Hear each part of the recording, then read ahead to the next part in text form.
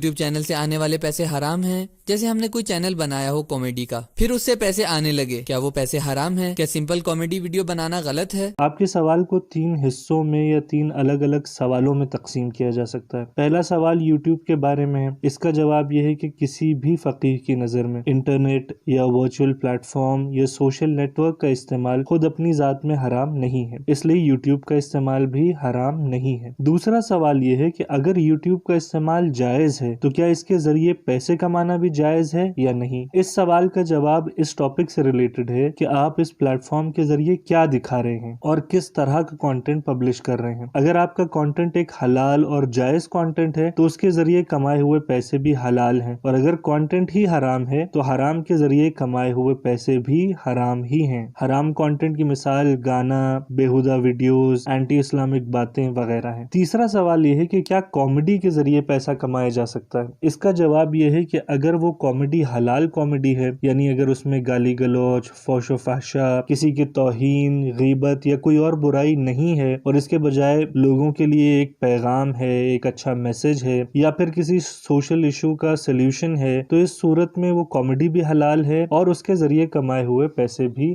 حلال ہیں۔ ایک آخری اور اہم پوائنٹ یہ ہے کہ اپنے یوٹیوب چینل پر حرام پروڈکٹس جیسے شراب یا حرام ویب سائٹس جیسے ڈیٹنگ سائٹس کا پروموشن اور ایڈورٹائزمنٹ کرنا اور اس کے ذریعے پیسے کمانا بھی حرام ہے۔ تو اگر کسی کی یوٹیوب چینل پہ ایسے ایڈز دکھائے جاتے ہیں اور اسے ان کے لیے پیسہ ملتا ہے تو وہ پیسہ بھی حرام ہے۔